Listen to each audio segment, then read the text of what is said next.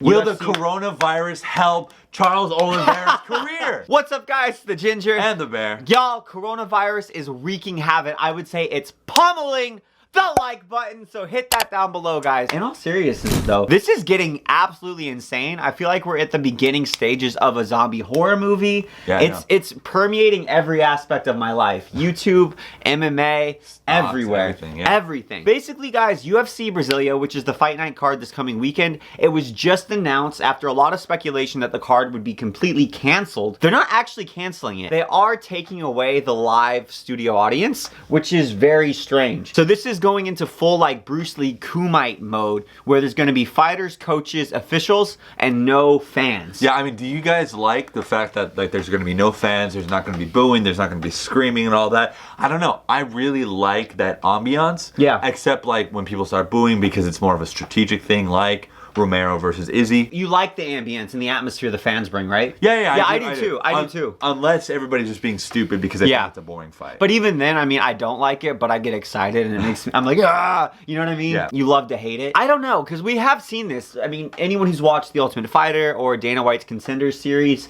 it's the same atmosphere. What I am very curious about is like, if they're still fighting in the same arena that it was scheduled in, I just think that sounds incredibly weird as a fighter to go into a space. Like, have you ever been in like an auditorium when it's empty before? Yeah. It's a very odd feeling. Like if you're doing a sound check or practicing for a performance, you look out and the whole crowd's empty. I just feel like, especially with these fighters like Kevin Lee Oliveira, they're used to fighting in these big packed arenas. And if will there be a mental factor that goes along with it? I feel like it would completely change your mentality. I could see it not even feeling like a real fight and feeling more like a sparring session. Match, yeah. Yeah, and I could see like guys slightly less willing to pull the trigger, because as much as we talk about like, oh, you're a professional, you're a consummate, blah, blah, blah, blah, human psychology is real. When you hear thousands and thousands of people screaming every time you like do something, that is going to impact how you perform. Well, I also think the fact that these guys were training up for the fight, right? Yeah. And they have been in hard sparring, because they're doing hard sparring up until this point, you know? So I think that it'll probably be more akin to those matches for them. So I think the interesting thing is Oliveira is a guy who's been criticized, rightly or wrongly. We'll go into it more so in the breakdown that we'll be doing for that fight tomorrow. But Oliveira has been criticized as somebody who can't pull the trigger and who breaks under pressure from. So this might actually be great for him. Oliveira, the only good thing about the coronavirus is Oliveira might get over his like not beating top 10 opponents humps, because it's hard to tell whether it's just like, oh, it's the pressure of the step up, or it's just the actual step up in competition. Well, I wonder. That's a really good point. I still think that, I mean, because there's a difference between like, okay, well, if I don't pass this bar exam, I'm not going to be a lawyer. Yeah. Right? That's all in your head. Next to like, oh, well, I'm giving this speech for like, because I'm a valedictorian or whatever. And there's that whole entire audience that's looking at me, right? Those are two different pressures. Both cause anxiety. Yes. But they're very different kinds of anxiety. So I wonder if it is so there might be, you know, we should break down for the Oliveira thing. But it would be it's going to change the dynamics for sure. It's going to change the dynamics for sure. Because how many times have we heard, like, there's gym warriors? Like, there's people even we know, like, oh, you know, you're really good in the gym. You're really good sparring people. Yeah. But then when it comes time to actually compete in a tournament. Completely different. Yeah, and that's why I'm curious if this is going to be that vibe. I hope that they do put it in like, will the coronavirus help Charles Oliveira's career? We don't know. Honestly, it might. I hope that they do put it in a smaller stadium, because that's the thing about Tough and Dana White's Contender Series. It's at the UFC Performance Institute, so it's like, it's not as big of a room. The stands are much closer, so you still get some of that ambiance you're talking about. Whereas if it's just in the normal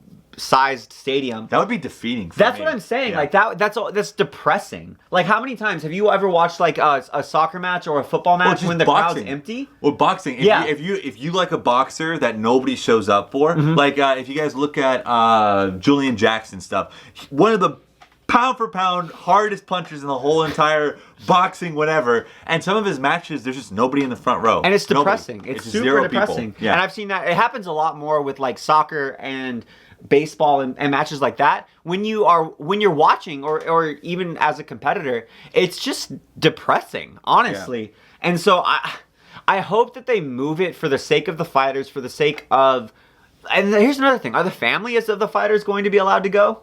Because that completely changes the dynamic too. Yeah. And I'm curious, because if the families aren't there, so essentially there's no cheering. It's literally just coaches, judges, fighters, right? If that's all and production staff, if that's all it is, number one, the fighters will be able to hear the commentary just super easily, which is almost another coach, and that's going to become a much bigger factor. Yeah. Number two, I think a lot of fighters legitimately get a lot of energy and drive from knowing that their family is there, and especially knowing they're so close by. Yeah. If that's not there, I'm very curious how fighters' performances are going to change. Because I think like Eddie Alvarez, right? Like, Eddie! The Banshee. As much as everyone memes about her, like, I think it's kind of, like, as a fan, I don't enjoy it, but as, like, thinking about it, as a husband, I'm like, that's awesome that she's so supportive. She's there for him. She's always yelling for him, and you know he can hear it. Because you know damn well I can hear it from Ohio when they're fighting in New Jersey. Yeah. So... Which leads in, we are trying to go to the Columbus UFC event, and as the Ginger points out, Ohio is in Columbus. Wow, that's crazy. And Ohio's shutting down. And Ohio literally said... The governor of Ohio has been announcing that they're going to shut down every big event. But on top of that, fucking Cody Garbrandt pulled out of Ohio. For kidney issues. MMA seems just incredibly cursed right now, but let's cross our fingers. These are all sacrifices to the MMA gods. Tony Khabib. If this is all for Tony Khabib. Yeah, MMA just alters, just like, I'll sacrifice Cody all day long to see Cody, or sorry. You mean 2020 Cody? If this was 2016, you'd be like, hell no, baby. This is T-Rex takeover. Let's go. I love Cody. And anyway. The thing, it's just annoying. I feel really bad for Garbrandt and his whole career trajectory. I think coronavirus is really starting to tear apart MMA right now. And here's the other thing we haven't even talked about. If they cancel the Columbus event. Bro, but we're talking about the event side of stuff. How is this going to start affecting the fighters' training camps? Well, I mean, I already had with, hold on, I want to pronounce this right. Zhang Weili.